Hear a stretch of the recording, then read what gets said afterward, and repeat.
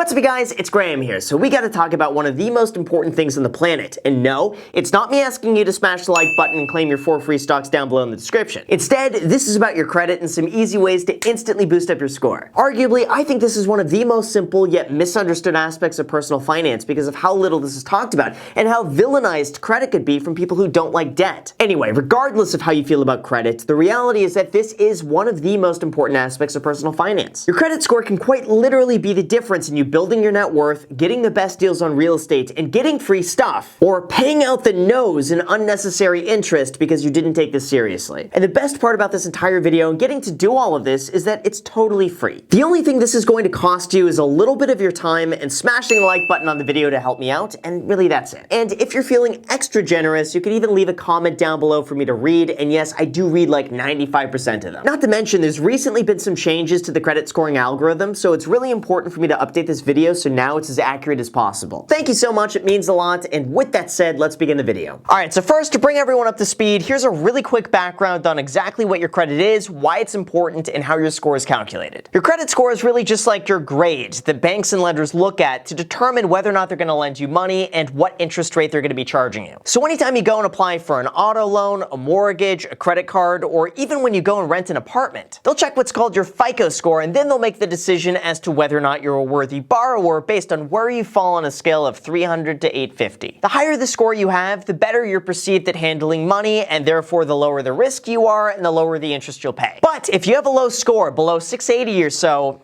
oh no. If that happens, they're either going to reject you entirely, or they're going to be charging you so much money in interest because statistically you have a higher likelihood of not making a payment or defaulting. But thankfully though, there is a solution. Even if you have no credit, bad credit, or you just want your score to go higher, because after a while, it's like trying to achieve a top score in a video game. Not to worry, there are some simple tricks that you could use to boost up your score even higher. The first and largest factor is based on your on-time payment history, and that makes up 35% of your score. This means you always pay your bills on time as agreed without ever missing or being late on a payment. And needless to say, because of how much your credit is weighted towards on-time payments, if you're ever late or miss anything, it's pretty devastating to your score. Now, the second largest impact is what's known as the amounts owed or credit utilization, which makes up 30% of your score. This is really just a calculation that takes into account how much credit you have available to you versus how much of that you actually use. If you're someone who maxes out all of your cards or you use almost all the credit available to you, that's going to lower your score because you're seen as a riskier borrower. The third, we have the average age of your credit history, and that makes up 15% of your score. Overall, lenders see that the longer you've had your accounts open for and in good standing, the higher the chances are that you're going to be a responsible, experienced borrower. Then fourth, we have the types of credit that you have, and that makes up 10% of your credit score. This means that lenders want you to have experience handling multiple types of loans just to prove to them that you're a financially responsible adult who knows how to handle credit cards,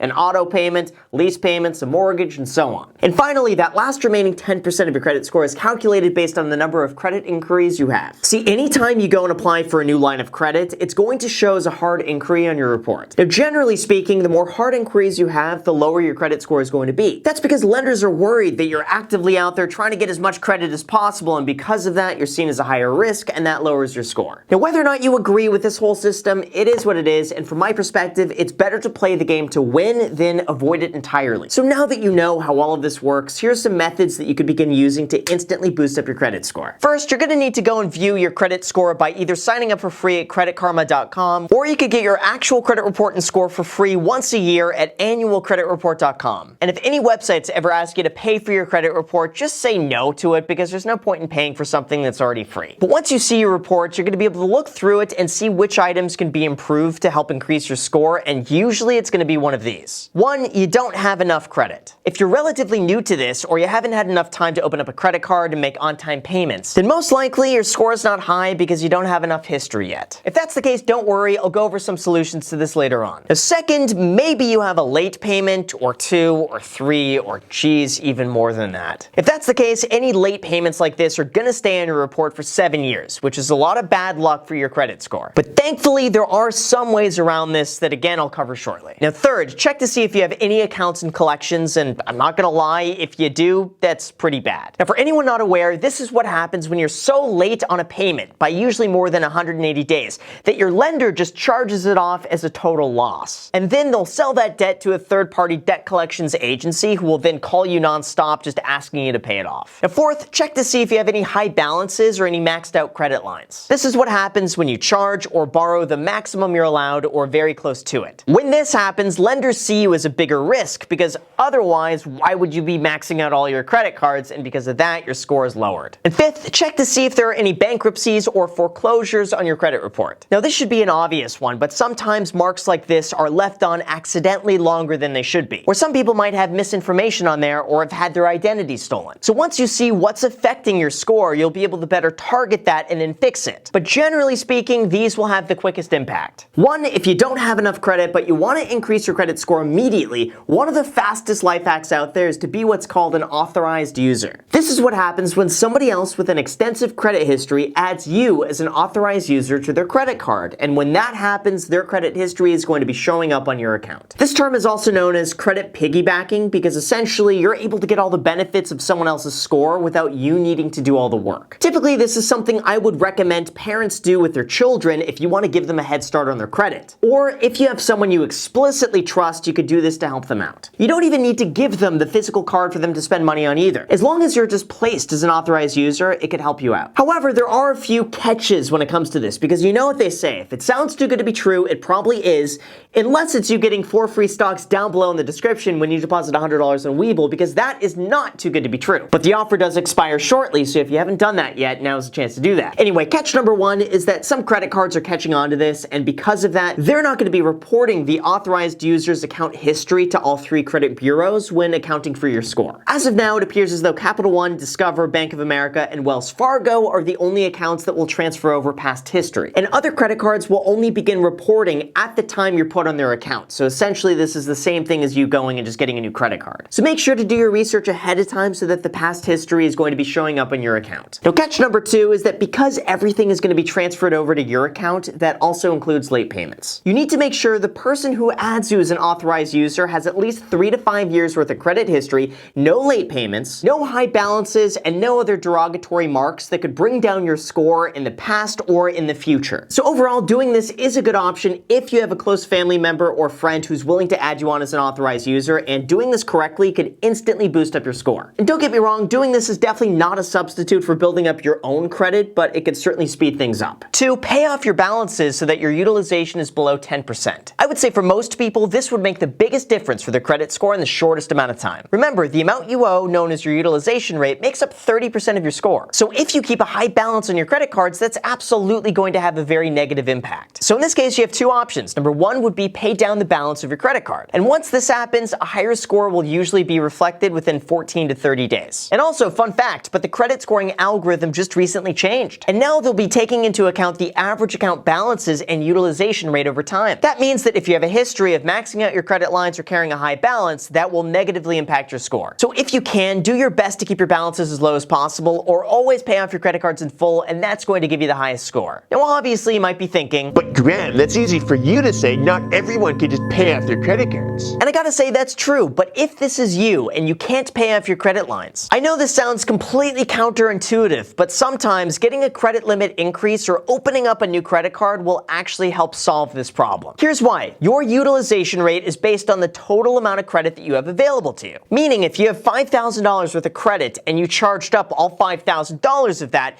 that's bad because you're using 100% of your available credit. But if you open up a new credit line and now you have $10,000 worth of available credit and you still have that same $5,000 balance, now you're only using 50%, which is still kind of bad, but it's not horrible. That's why I recommend to open up as many no-fee annual credit cards as you possibly can to increase your credit utilization. Or you could also ask your credit cards to increase your total credit limit. Doing so is going to decrease your overall utilization, and long-term, that's going to help your score. score. Now, obviously, if you have a spending problem and those high limits got you into trouble in the first place, then don't do this if this is going to mean you're just going to charge up more money to the credit cards. But from a tactical standpoint, if you have the self-control not to spend any of that extra money, increasing your credit lines or getting new credit will make your current balance smaller in comparison. Although ideally, just make sure you always pay off your credit cards in full by the time they're due, and you'll never have to worry about this. Now, the third thing you could do to increase your score, and this is brand new, it's something called Experian Boost. Now, here's the thing. When calculating your credit score, a large portion of that score is calculated based on how many on-time payments you've had, the account history, and the types of loans you've been given. But obviously, that requires you to open up multiple credit cards and then pay them all off on time. But in a new credit scoring model, Experian Boost aims to fix that, and most of you would be able to qualify. None of this is sponsored, by the way, but Experian Boost is a free opt-in service that links your accounts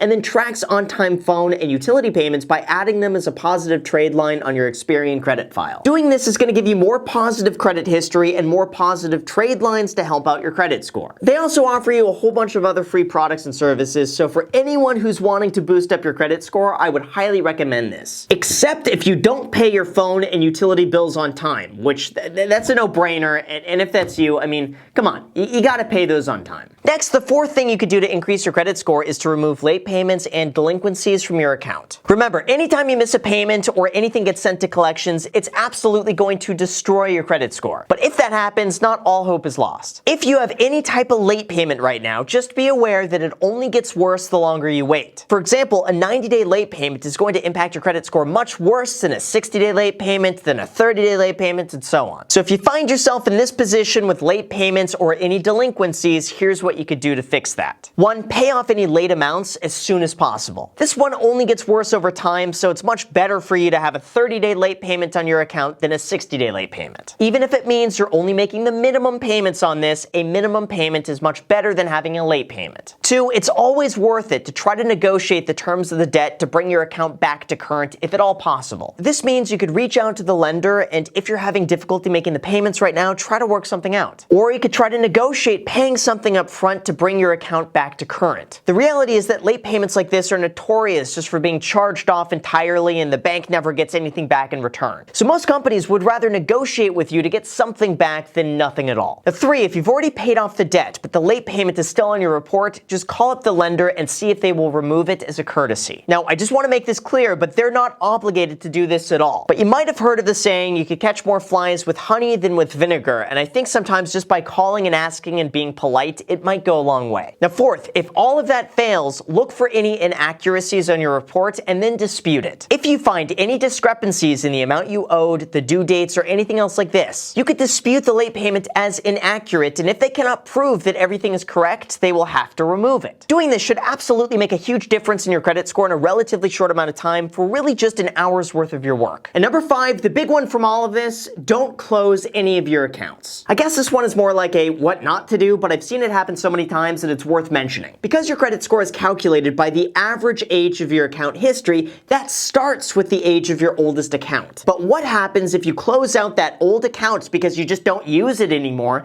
What you're really doing is erasing your oldest account history. And when that happens, it's going to look like you have a much newer account than you actually do, and when that happens, your credit score is going to drop. So as a preventative measure, don't close out any of your old accounts, even if you don't use them. The rule of thumb is that if your credit card has no annual fee, always keep it open and just every now and then charge a $1 Amazon gift card to the card to keep it active. And if your card does have an annual fee and you don't use the card enough to justify it, consider calling up the credit card company and downgrading it to a free option, so that way you keep all the credit history but you pay no annual fee. By doing this and making sure you keep all of your credit cards in good standing and active, you'll help keep your credit score as high as possible for as long as possible. And lastly, I just want to say there's no need to pay anyone for credit repair services, and ignore all of those spam comments praising someone for increasing their credit score. All of this is something you could do yourself for totally free in under an hour, and it's very easy to do yourself. So those are my tips and techniques to boost up your credit score as much as you can in as little time as possible. By doing this and raising your credit score above 750 or so, you're going to be getting the best rates anytime you get a mortgage, an auto loan. You could sign up for new credit cards,